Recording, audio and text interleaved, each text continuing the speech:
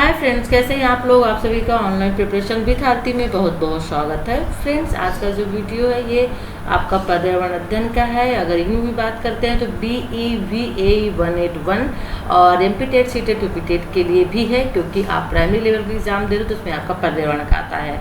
और इसमें हमने जो टॉपिक लिया है वो लिया है जैव विविधता और आहार श्रृंखला को। चलिए आइए देख लेते हैं वीडियो अच्छा लगे तो लाइक करिए, शेयर करिए, चैनल को सब्सक्राइब कर लीजिए यदि नहीं किया है तो। देख लेते हैं वीडियो। तो फ्रेंड्स चलिए यहाँ पे हम पहला क्वेश्चन ले लेते हैं। हमारा पहला क्वेश्चन है, पारिस्थितिक शब्द को सर्वप्रथम प्रतिपादित करने का श्रेय किसको जाता है। पारिस्थितिकी शब्द को सर्वप्रथम प्रतिपादित करने का श्रेय किसको जाता है, यानी पारिस्थितिकी शब्द जो है इसको सर्वप्रथम किसने प्रतिपादित किया था। तो इसका राइट आंसर हो जाएगा रिटर। ठीक है, किसने किया था? रिटर ने किया था। पारिस्थितिकी निम्नलिखित के बीच पारस्परिक संबंधों का अध्ययन है। जो पारिस्थितिकी है वो जो नीचे ऑप्शन दिए इनमें से किसके बीच का संबंध है, संबंधों का अध्ययन, यानी किनका हम अध्ययन करते हैं पारिस्थितिकी में, सीधा सा क्वेश्चन है। तो इसका जो राइट आंसर है वो हो जाएगा जीव और वातावरण। किसका करते हैं? जीव और वातावरण का हम इसमें अध्ययन करते हैं। स्वयं पारिस्थितिकी का अभिप्राय है, ठीक है, ऑटो इकोलॉजी जो होता है उसका क्या मतलब होता है। तो देखिए इसका जो राइट आंसर है वो हो जाएगा आपका व्यक्तिगत जीवधारी का पारिस्थितिकी अध्ययन। जब व्यक्तिगत यानी जीवधारी का जब व्यक्तिगत पर्सनल उसमें अध्ययन किया जाता है उसे स्व पारिस्थितिकी यानी ऑटो इकोलॉजी कहते हैं। स्वयं, स्व का मतलब स्वयं होता है, ठीक है ना। तो व्यक्तिगत जब जीव जंतु का उसमें अध्ययन किया जाता है तो स्व पारिस्थितिकी कहलाता है। पारिस्थितिकी तंत्र यानी इकोसिस्टम शब्दावली किसने प्रस्तुत की थी। तो देखिए पारिस्थितिकी तंत्र यानी इको जो सिस्टम है इसकी शब्दावली किसने प्रस्तुत की थी? टेंसले ने की थी। यहाँ पे थोड़ा सा कंफ्यूज मत होइएगा। पहला जो क्वेश्चन है, पहले क्वेश्चन में जो ये पूछा गया है कि पारिस्थितिकी शब्द को प्रतिपादित किसने किया था सर्वप्रथम, ये शब्द जो है सबसे पहले किसने निकाला, ठीक है, तो रिटर ने। लेकिन वहीं पे पारिस्थितिकी तंत्र शब्दावली किसने प्रस्तुत की? तो वो टेंसले ने की। इस चीज को आपको थोड़ा सा माइंड में रखना होगा। ओके, चलिए और क्वेश्चन ले लेते हैं। यहाँ पे निम्नलिखित में से कौन सा एक पारितंत्र शब्द का सर्वोत्कृष्ट वर्णन है। ठीक है, जो पारितंत्र शब्द है उसका सबसे अच्छा वर्णन क्या हो सकता है, उसकी परिभाषा क्या हो सकती है, अर्थ क्या हो सकता है। तो इसका राइट आंसर हो जाएगा सी, यानी जीवों का समुदाय और साथ ही पर्यावरण जिसमें वो रहते हैं।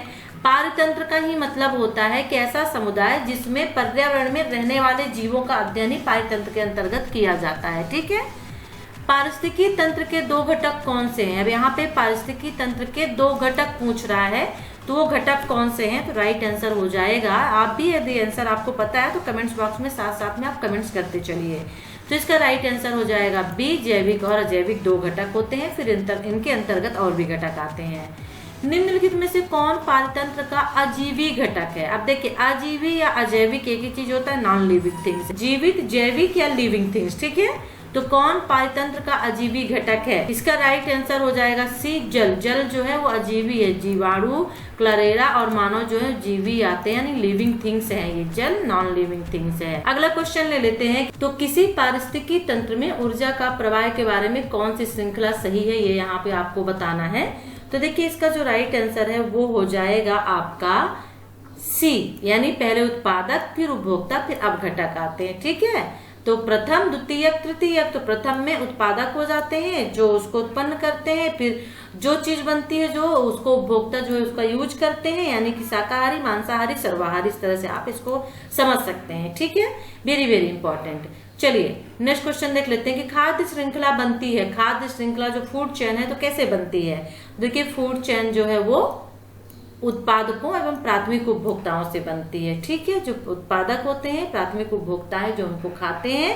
ठीक है, इस तरह से जो है खाद्य श्रृंखला बनती है। इसी श्रृंखला में प्राथमिक उपभोक्ता होते हैं। किसी श्रृंखला में प्राथमिक उपभोक्ता क्या होते हैं। अब देखिए यहाँ समझिएगा प्राथमिक उपभोक्ता से मतलब क्या है। ठीक है, तो किसी भी श्रृंखला में जो प्राथमिक उपभोक्ता वो क्या होते हैं, शाकाहारी होते हैं। प्राथमिक उपभोक्ता को जैसे कि हम कह सकते हैं कि घास है, घास को जो है कौन खाता है, हिरण खाता है। तो ये क्या हो गया, प्रथम उपभोक्ता, फिर द्वितीयक उपभोक्ता, फिर हिरण को शेर खाएगा, तृतीयक उपभोक्ता हो जाता है। तो जो हिरण है वो शाकाहारी है, वो घास खा रहा है। तो जो प्राथमिक उपभोक्ता होते हैं उन्हें शाकाहारी बोलते हैं। किसी पारितंत्र में उत्पादकों का कार्य होता है, किसी पारितंत्र में उत्पादकों का कार्य क्या होता है, तो राइट आंसर हो जाएगा बी, सौर ऊर्जा को पकड़ना है में से रासायनिक ऊर्जा में बदलना। सीधी सी बात है, किसी भी पारतंत्र में उत्पादकों का कार्य यदि भोजन बनाया जाता है तो भोजन कैसे बनाएंगी पत्तियां पेड़ पौधे, तो सौर ऊर्जा जो होती है, सूर्य की किरणें होती है, उनको पकड़ना और उसे रासायनिक क्रिया में ऊर्जा में बदलना, यही तो होता है। ठीक है, चलिए और भी हम क्वेश्चन जल्दी से ले लेते हैं। तो फ्रेंड्स चलिए नेक्स्ट क्वेश्चन हम देख लेते हैं। हमारा अगला क्वेश्चन है कि पारतंत्र में ऊर्जा का प्राथमिक या मुख्य स्रोत क्या होता है। इकोसिस्टम जो हम पढ़ते हैं इकोलॉजी, तो उसमें ऊर्जा का जो प्रमुख स्रोत क्या होता है, तो देखिए इसका जो राइट आंसर है वो हो जाएगा सूर्य का प्रकाश। ठीक है, क्या होगा, सूर्य का प्रकाश। नेक्स्ट क्वेश्चन देख लेते हैं। किसी पारितंत्र में सबसे बड़ी संख्या होती है, किसी पारितंत्र में सबसे बड़ी संख्या किसकी होती है, नीचे ऑप्शन दिया है, इसमें से आपको बताना है।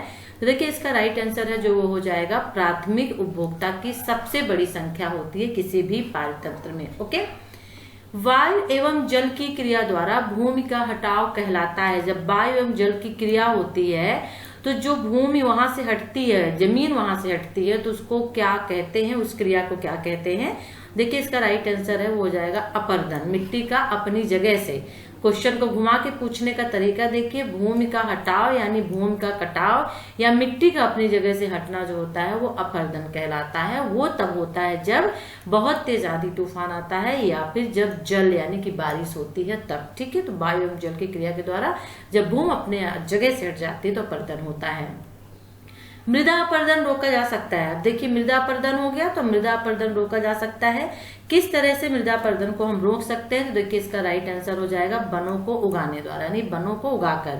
ठीक है, ज्यादा से ज्यादा हम वनस्पति लगाकर, पेड़ लगाकर जो है मृदा अपरदन रोक सकते हैं। क्यों, क्योंकि जो पेड़ की जड़ें होती हैं वो मिट्टी को अपने में बांधे रखती हैं। ठीक है ना, इसलिए पेड़ लगाकर ज्यादा से ज्यादा मृदा अपरदन को रोक सकते हैं। ओके, अगला क्वेश्चन देख लेते हैं कि बाढ़ को रोका जा सकता है। बाढ़ को कैसे रोका जा सकता है, तो देखिए इसका राइट आंसर हो जाएगा डी, यानी नदियों पर बांध बनाकर व वृक्षारोपण करके भी हम बाढ़ को रोक सकते हैं। यदि आपको आंसर सब पता है तो आप कमेंट्स करते चलिएगा।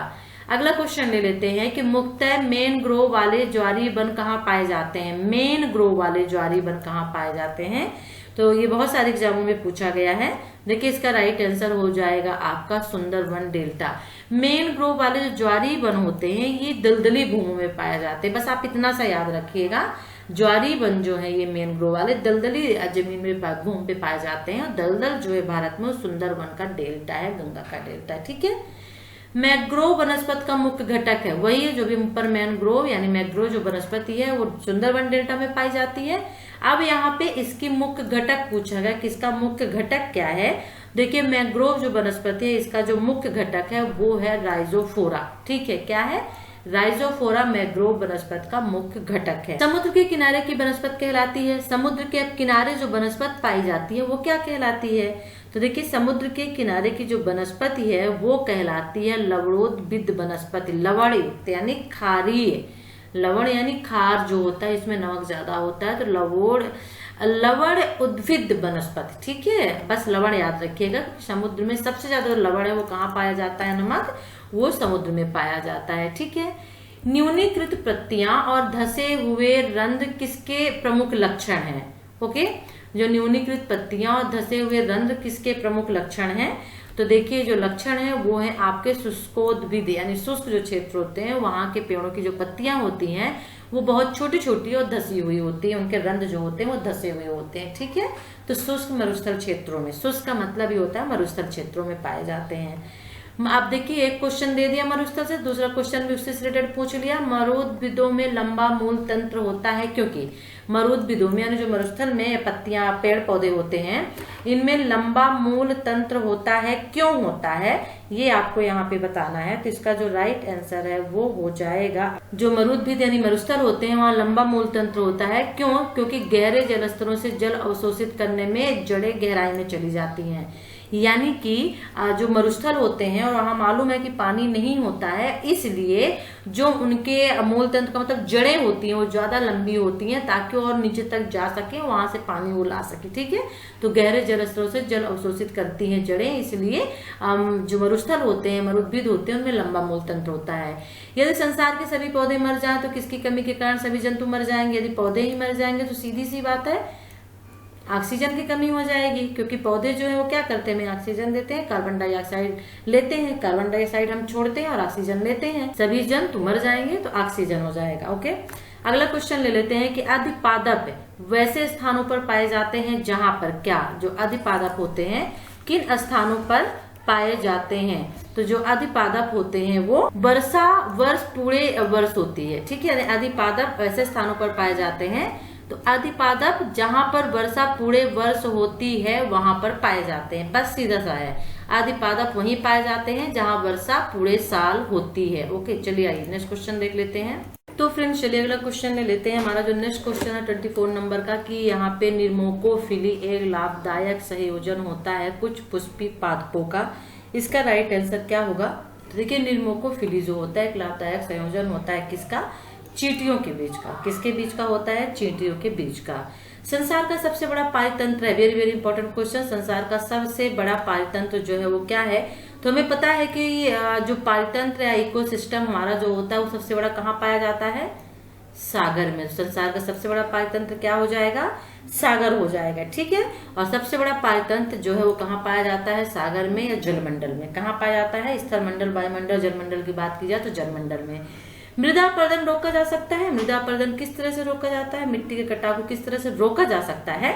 तो देखिए वनारोपण द्वारा, यानी वनों को लगाकर जो है मृदा अपरदन को हम क्या करते हैं, रोक सकते हैं। ओके, चलिए अगला क्वेश्चन, जब हम बकरी का मांस खाते हैं तब हम किस में आते हैं, प्राथमिक, द्वितीय, तृतीय, किस उपभोक्ता में आते हैं। जब हम बकरी का मांस खाते हैं तब हम जो है द्वितीयक उपभोक्ता में आते हैं, क्योंकि हम मांसाहारी हो जाते हैं, ठीक है।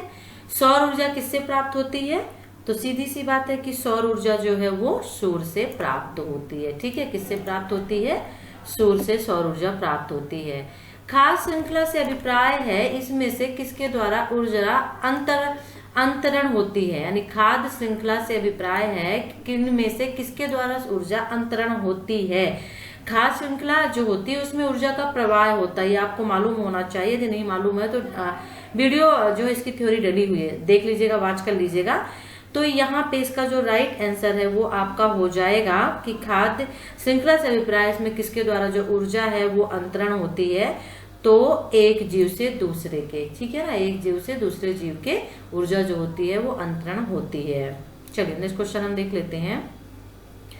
हाइड्रोफाइट्स कहते हैं, हाइड्रोफाइट्स किसे कहते हैं, वेरी वेरी इंपॉर्टेंट है आपका क्वेश्चन है कि हाइड्रोफाइट्स जो है किसे कहते हैं। तो देखिए हाइड्रोफाइट जो है यह एक जलीय पौधा होता है, ठीक है। हाइड्रोफाइट जो है एक जलीय पौधा होता है। निम्नलिखित में से कौन सा पौधा मरुविद्ध है, कौन सा पौधा मरुविद्ध है, यानी जो मरुस्थलीय पौधा है वो कौन सा है, आपको यहाँ पे बताना है।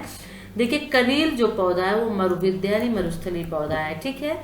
पर्यावरण के अजैव अवयव का उदाहरण है, पर्यावरण के अजैव अवयव का क्या उदाहरण है। जैव अजैव दो तरह के अवयव होते, मैंने आपको बताया था यहाँ पे। तो पर्यावरण के अजैव अवयव का उदाहरण जो है वो वायु हो जाएगा। नॉन लिविंग थिंग्स, अजैव यानी नॉन लिविंग थिंग्स, जैव यानी लिविंग थिंग्स। तो वनस्पति, जानवर ये लिविंग थिंग्स में आ जाते हैं, वायु नॉन लिविंग थिंग्स अजैव में।